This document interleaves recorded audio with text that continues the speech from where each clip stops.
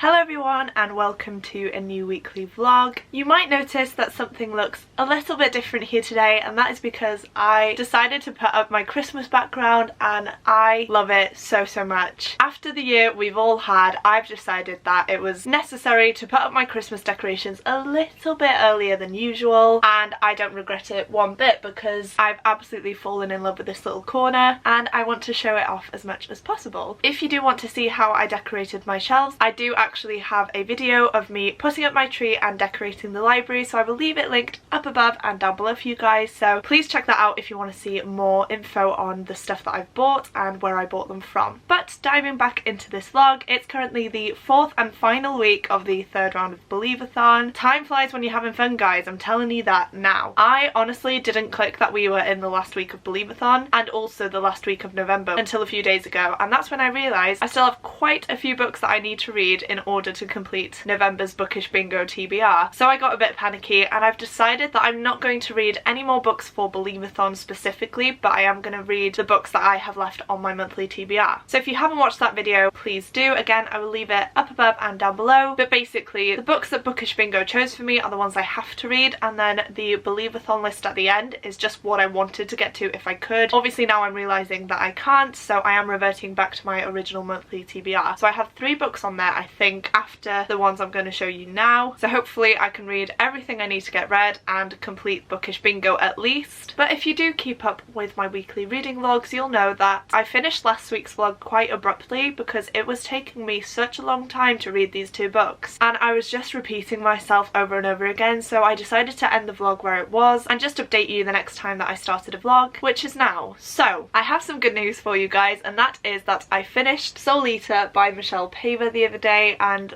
I love this series so much. If you can tell, this was a 5-star read for me. They always are. I think it's just a given that every time I'm going to read these books they're all going to be 5 stars because I love them that much. I always forget how dark, dangerous and brutal this book in particular is. I think this is the turning point where things do start to get a lot more serious and a lot darker. Like I said, there is a lot of animal deaths in this, so trigger warning for that. Even though I've read it a few times, once we get to certain chapters in this I do squirm and I do kind of want to skip ahead, but I don't, because obviously I don't want to miss any of the story. Everything is relevant to what's going on, but it's just not nice to read about, so please be aware when you're going into this series. I can't tell you much about this book because it is the 3rd one in the series, but in the first book, Wolf Brother, we follow a boy named Torak, and in this world people are split into different clans and each clan is represented by an animal. So Torak is part of the wolf clan, and one day him and his father are out hunting when they're both attacked by a demon bear. His father is actually killed in this attack, which sparks Torak to go on a quest to destroy this demon bear and basically save their whole world. Along the way he meets some friends called Wren and also a wolf cub called Wolf, and their dynamic as a trio is just absolutely brilliant. But Wolf and Torak especially have a very strange connection and bond where they can communicate through each other, and because of this Wolf ends up being Torak's guardian and he ultimately helps Torak get to where he needs to be, and it's just absolutely brilliant. You do get Wolf's perspective in these books, which every time I mention that I always say that it's something I've never seen before. It's really well done and it definitely brings an element of humour into it, because Wolf is more or less always confused by humans and how stupid we are and how loud we are when we're walking and talking and all that, and it's just really funny to see how he deals with that. So if you haven't picked this up, please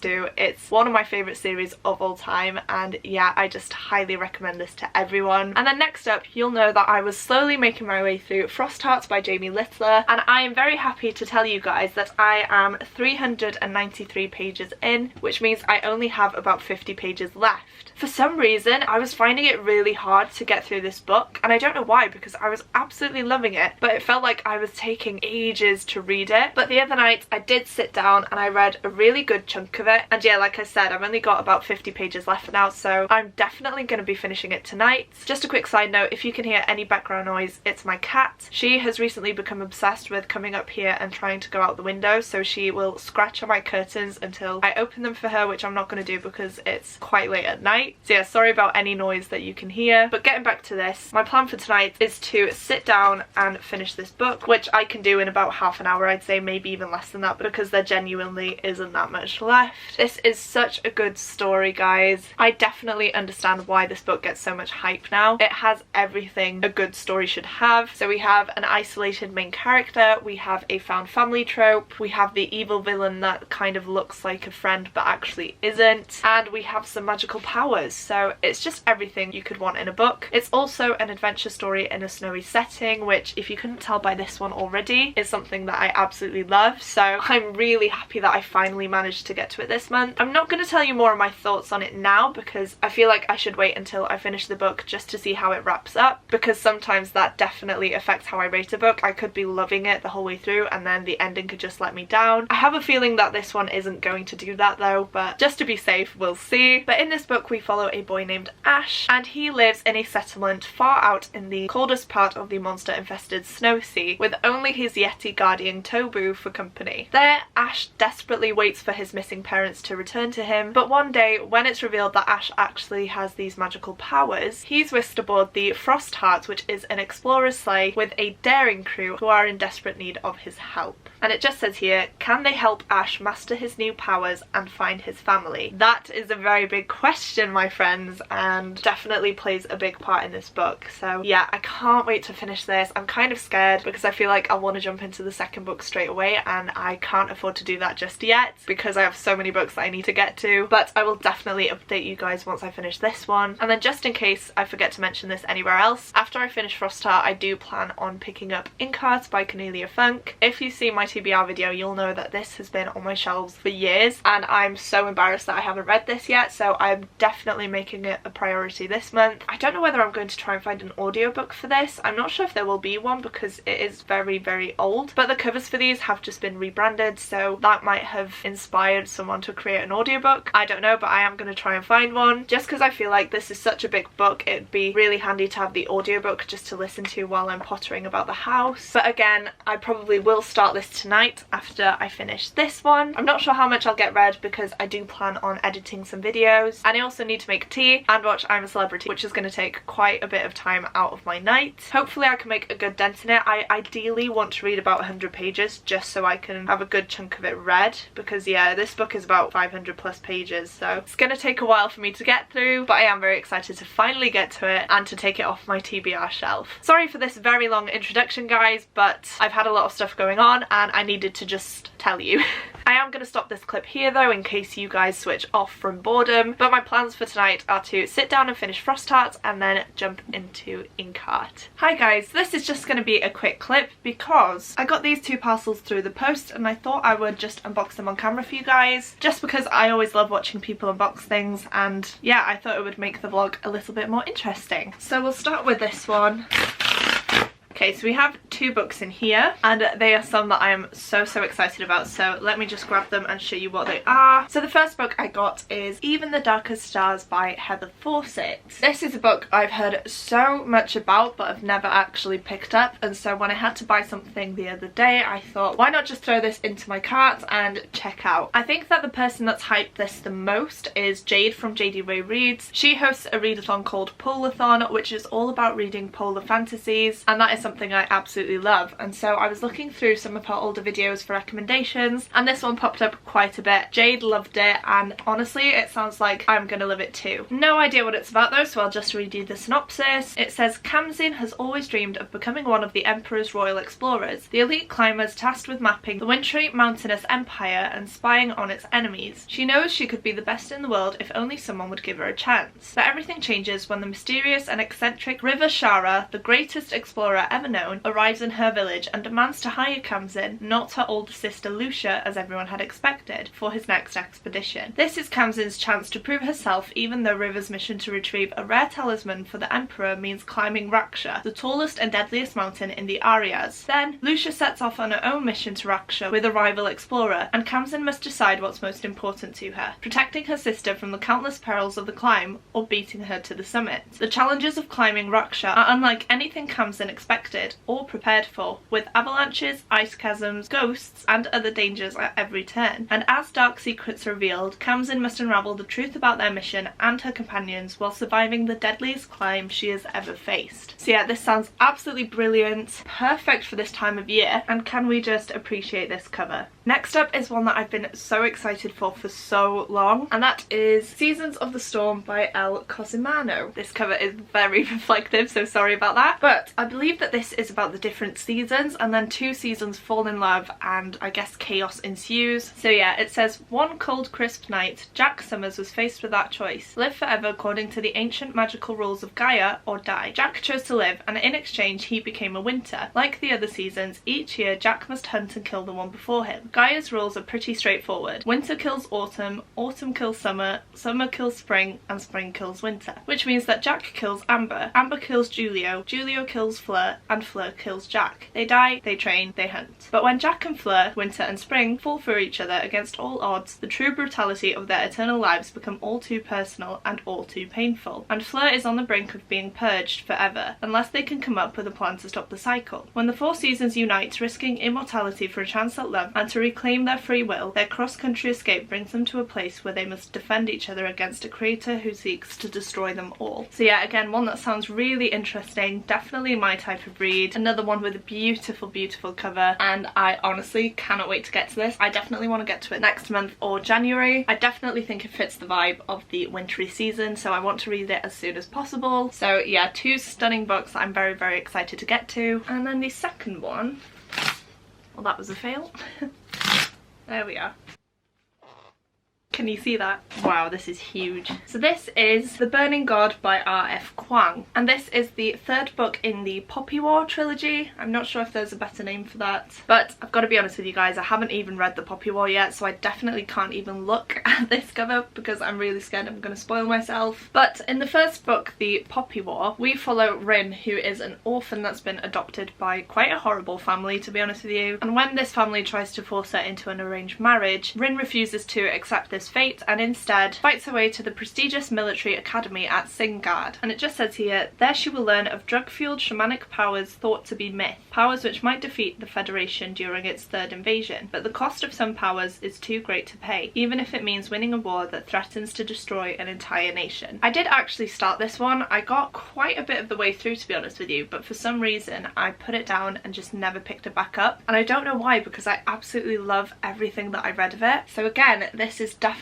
one I need to get to soon, and obviously because I have the whole trilogy now, I can binge read it if I want to, although some people have said not to do that because this is really intense and it's a very hard read, so we'll see. But I really do plan on reading this soon, and again, hopefully I can fit it into my January TBR because it's one that I've just heard so many good things about and I would love to dive in and experience it for myself. So that is it for this little unboxing, and I will update you guys soon. Hello! Please excuse the state of me. I've literally just got home from work and I'm about to jump in the bath. I have been wearing a mask all day, which is why my face is really red, so please ignore that. But I thought I should pop in and update you guys because I actually haven't for quite a few days now. This always happens to me and it really stresses me out, but over the last few days I literally haven't really read anything, so there's no point in me giving you guys the same types of updates because it's just going to get repetitive, and I know if I was watching someone's vlog and it was just the same thing over and over and over, then I would probably click off. But the first bit of good news is that I did actually finish Frost Heart the other night,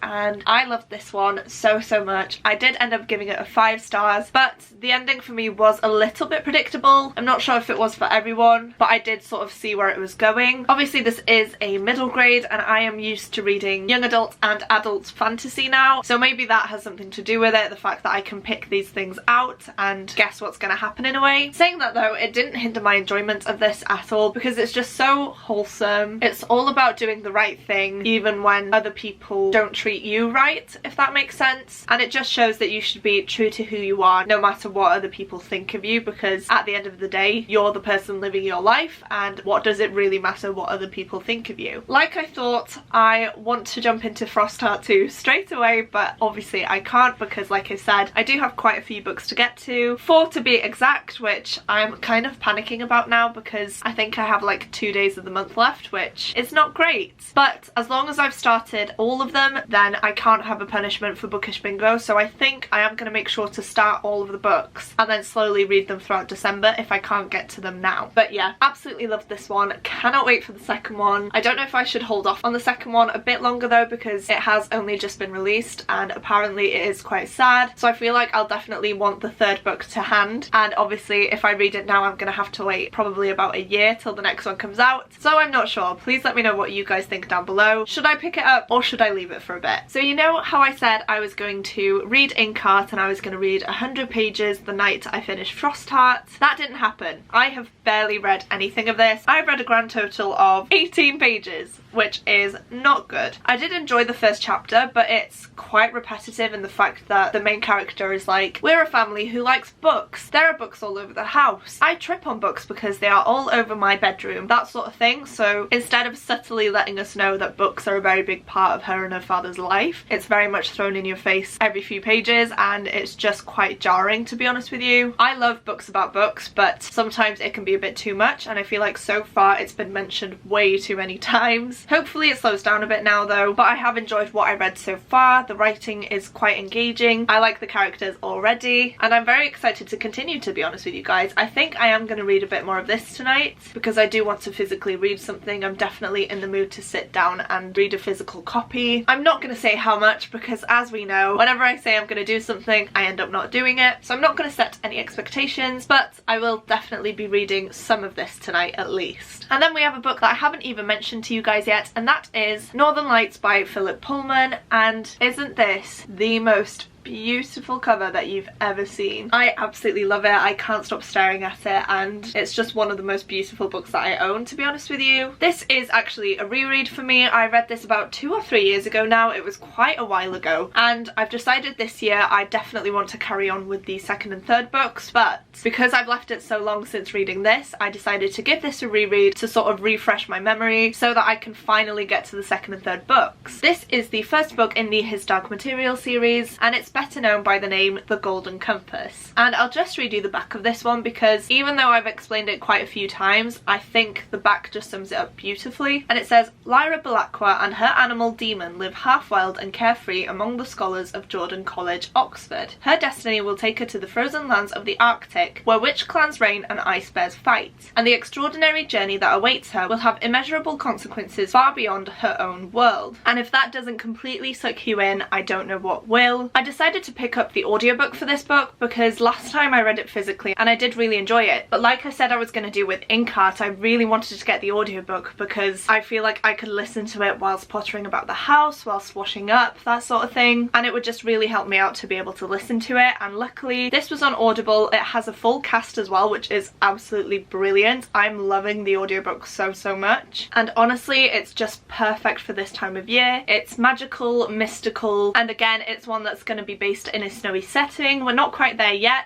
but I know it's coming and I can't wait for it. I knew what this story was even before diving into the book because I have watched The Golden Compass quite a few times. It was one of my favourite films growing up, which I know some people are going to find weird because I know it was a flop at the cinemas, but I personally really enjoy it. I haven't seen the TV series yet though, and I really want to because Lin-Manuel Miranda's in it and I absolutely love him. And I've also heard that the show is amazing. It has so many good reviews and apparently is a better representation of the story than the film was. So I think I am going to start that once I finish the book. I don't know if one season follows one book, so I'll have to be careful when diving in. If you guys know, please leave it down in the comments for me. I just don't want to be spoiled. It's not a massive thing if I'm spoiled. I'm not the type of person that will never read the books if I'm spoiled, but I would like to experience the world through Philip Pullman's own words first and then dive into the TV series. Other than that, I don't have a lot more to say to you guys at the minute. I know that I'm definitely going to read a chunk of this tonight and tomorrow because I have a few things I want to get done tonight, and I do want to go for a walk tomorrow, so it'll be really nice to listen to this while I do that. And like I said, hopefully I can get through quite a bit of Inkheart tonight and give you guys some coherent thoughts about it because I know so far this vlog has been an absolute mess. I feel like I say that every time, but it's just me being lazy in regards to reading at the minute, so please bear with me. I'm sorry that this has been a weird one, but I'm rambling now, so I'm gonna go for my bath. I'm gonna read some of my books, and for now I am just gonna leave you guys here.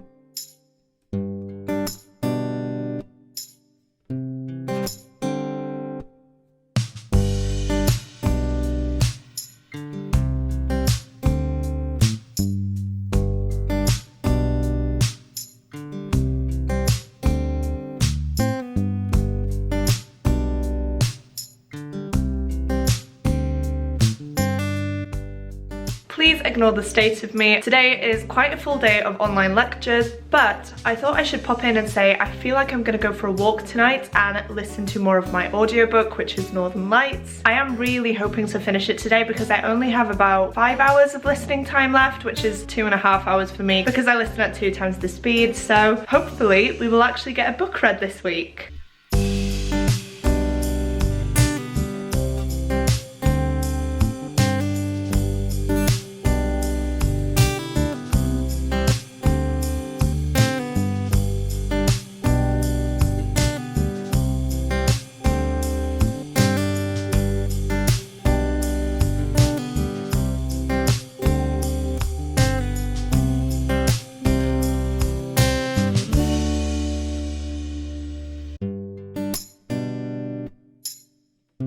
Chapter 13. Fencing.